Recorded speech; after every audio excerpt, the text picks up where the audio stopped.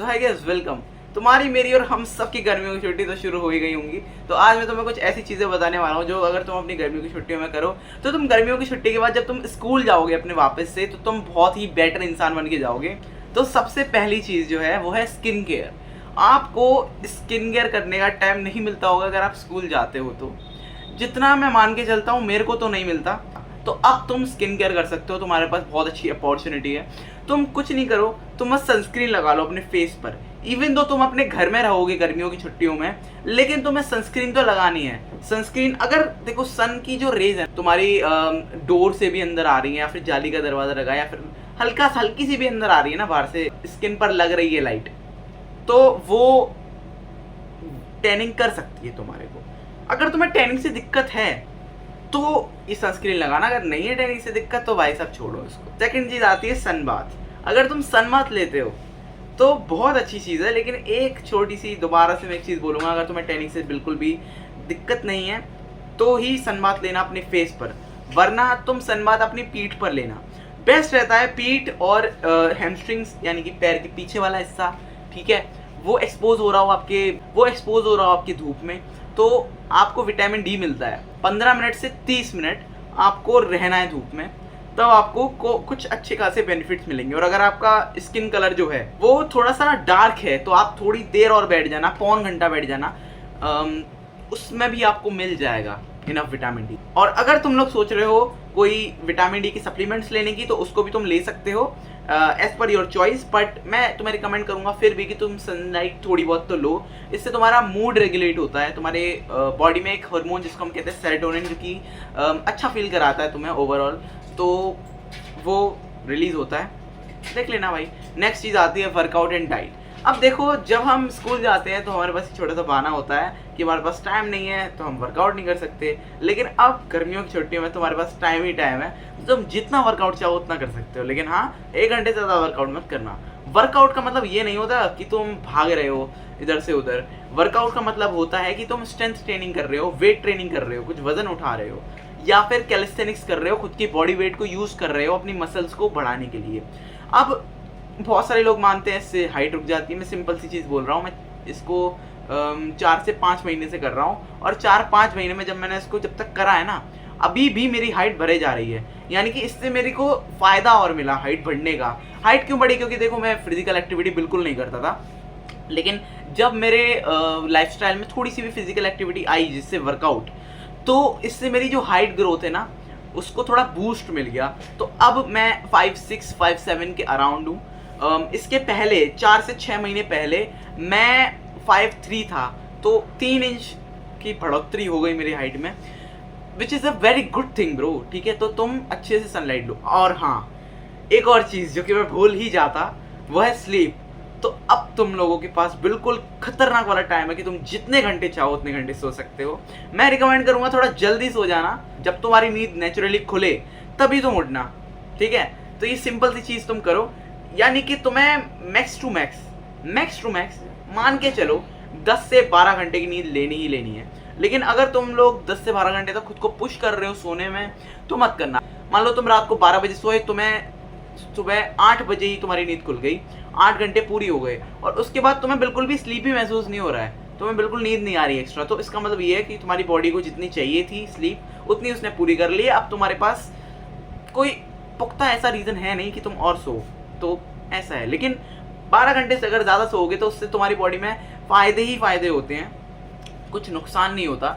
जितना ज़्यादा तुम सोओगे उतना ज़्यादा ग्रोथ हार्मोन रिलीज़ होगा, उतनी ज़्यादा तुम्हारे बॉडी में ग्रोथ होगी। इसके बाद मैंने वर्कआउट की बात कर दी, लेकिन डाइट की बात नहीं करी। डाइट के अंदर आप लोगों को जो 2-3 चीज़ें फिक्स करनी है वो मैं बता देता हूँ। तो इन गर्मियों की छुट्टियों में आपको डाइट पर भी फोकस करना है, और उसके अंदर आप लोग ले सकते हो कोई भी माइक्रो न्यूट्रिएंट का सप्लीमेंटेशन में इसलिए कह रहा हूँ क्योंकि माइक्रो न्यूट्रिएंट मोस्टली आपकी डाइट से पूरे नहीं हो पाते। जैसे विटामिन डी है, मैंने आपको बताया विटामिन डी पूरा नहीं हो पाता मोस्टली यार, ठीक है। और अगर आपको बिल्कुल भी टैन नहीं होना है, बिल्कुल पीठ पर भी टैन नहीं होना है, तो आप विटामिन डी के सप्लीमेंट ले सकते हो, कोई दिक्कत नहीं है। और मैं आपको 2-3 चीज़ें और बताता हूँ जिन विटामिन में इंडियंस जो होते हैं वो काफ़ी डेफिशिएंट होते हैं। वो है विटामिन बी।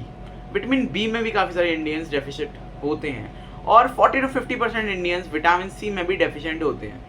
शायद मैंने कम ही बोल दिया, इससे भी ज़्यादा होते हैं। लेकिन भाई इतनी शर्म की बात है, हमारे पास आंवला है। आंवला अगर तुम एक नॉर्मल साइज का खा लेते हो तो तुम्हारे पूरे दिन की विटामिन सी की नीड्स पूरी हो जाती हैं। और इंडिया में कोई आंवला खाता ही नहीं है। इनफैक्ट मैं भी ज़्यादा कुछ आंवला खाता नहीं हूँ, सो मैं भी खाना स्टार्ट करूँगा। But I recommend you to eat amla. इसके अंदर बहुत अच्छे खासे क्वांटिटी में विटामिन सी होता है। आपकी पूरे दिन की नीड्स जितनी है उतना उससे भी ज़्यादा मिल जाता है थोड़ा सा आपको विटामिन सी। सो अगर आप एक आंवला खाते हो, सिर्फ एक आंवला, एक छोटा छोटा सा होता है आंवला, उसको हर दिन खाओ। उससे आपकी विटामिन सी की जो नीड्स हैं वो बिना किसी सप्लीमेंट के पूरी हो जाएंगी। तो बहुत अच्छी चीज़ है। पैसे क्यों खर्च करने यार जब नॉर्मली डाइट से पूरा हो पा रहा है। और इसकी बायो अवेलेबिलिटी भी ठीक ठाक होती है। बायो अवेलेबिलिटी मतलब कि कितना एब्जॉर्ब हो पा रहा है, तुम्हारी बॉडी कितना एब्जॉर्ब कर पा रही है, कितना लग रहा है तुम्हारी बॉडी को, अगर गांव देहात की भाषा में बोले तो। ठीक है। और इसके बाद हाँ, अब तुम्हारे पास बहुत ज़्यादा टाइम है जिससे तुम अपनी स्किल्स पर फोकस कर पाओ। अब मैंने बॉडी की बात कर ली, मैंने स्किन की बात कर ली, मैंने आपके डाइट वगैरह की बात कर ली। अब मैं बात करने वाला हूँ स्किल्स की। ये बेस्ट टाइम है जिसके अंदर तुम कोई भी स्किल को सीख सकते हो।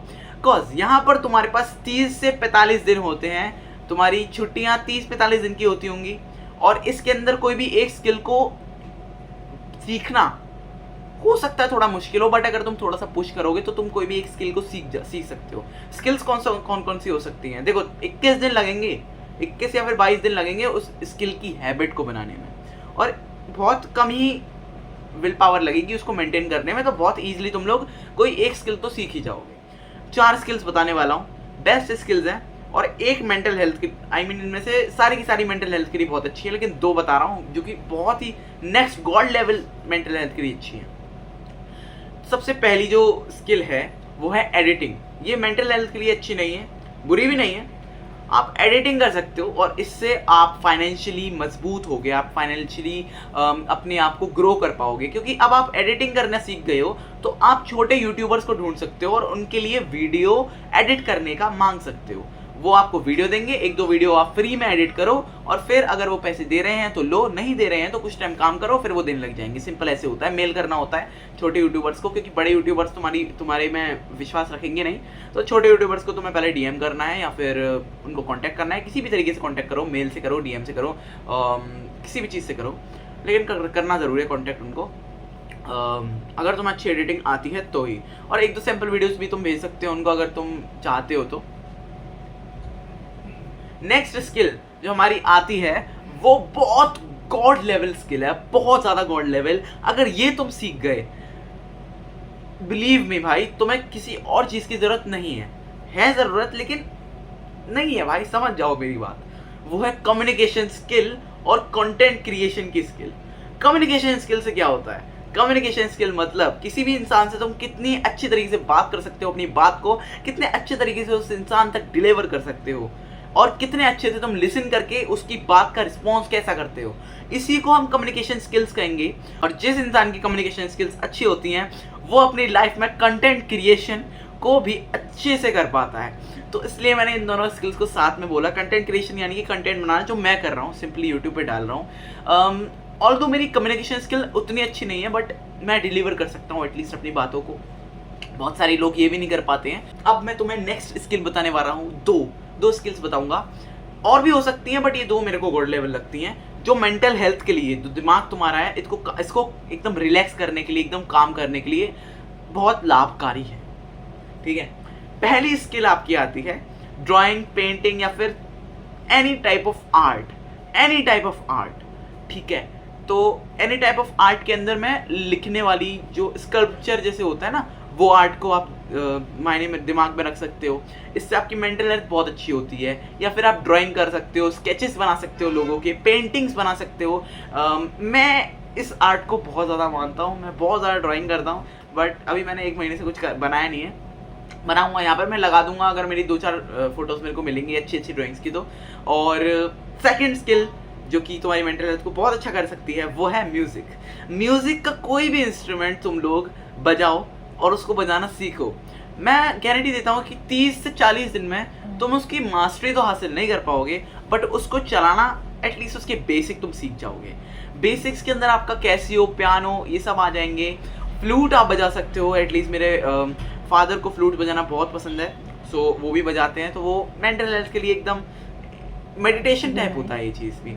तो कोई भी इंस्ट्रूमेंट आप सीख सकते हो, आप पियानो सीख लो, गिटार सीख सकते हो, कैसियो सीख सकते हो। पियानो कैसियो में लोग कंफ्यूज हो जाते हैं, लेकिन अलग अलग होता है। नाउ एक बोनस टिप है कि तुम लोग के पास टाइम है तो तुम स्पोर्ट्स क्यों ना सीख लो। कोई भी स्पोर्ट जो तुम्हें नहीं आती है उसको तुम सीख सकते हो। लाइक मुझे आज तक फुटबॉल नहीं आई, मैं कितना भी ट्राई करूं मेरे को फुटबॉल नहीं आई, मैं हमेशा गिर जाता हूं। तो फुटबॉल मैं सीख सकता हूँ मेरी गर्मियों की छुट्टियों में, मेरी चल रही है, तुम लोगों की भी 90% ऑफ द टाइम चली रही होंगी, या फिर होने वाली होंगी 4-5 दिन में, या फिर 1-2 दिन में भी हो सकती है। सो अगर तुम लोग ना स्पोर्ट्स करते हो तो उसमें तुम्हारी फिजिकली पावर लगती है, फिजिकली एनर्जी लगती है। तो तुम क्या कर सकते हो ना, तुम वर्कआउट कर लो अपना शाम को और स्पोर्ट्स खेल लो सुबह। बहुत अच्छी चीज़ है। स्पोर्ट को तुम सुबह खेलो या फिर रात को भी खेल सकते हो, लेकिन मैं रिकमेंड नहीं करूँगा रात को खेलो। रात को फिर तुम पसीने में चले जाओगे, आकर तुम बहुत कम ही नहाओगे तो फिर ऐसे अनहाइजीनिक होता है अगर पसीने में तुम सो जाते हो तो, इसीलिए। और वर्कआउट तुम किसी भी तरीके का कर सकते हो, जिम वर्कआउट चाहे होम वर्कआउट, किसी भी तरीके का, मतलब स्ट्रेंथ ट्रेनिंग तो होनी ही चाहिए, वेट ट्रेनिंग, स्ट्रेंथ ट्रेनिंग एक ही बात है। या सब चीज़ें मैं आपको बता दी। आज के इस वीडियो में बस इतना ही। आशा करता हूँ आपको थोड़ी सी भी नॉलेज मिली हो। अगर मिली हो तो लाइक कर दो, नहीं मिली हो तो भी लाइक कर दो यार, क्योंकि हो ही नहीं सकता ऐसा कि नहीं मिली हो उससे नॉलेज कोई।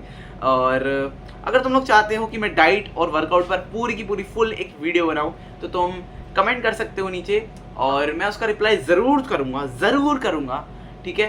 तब तक के लिए बाय बाय।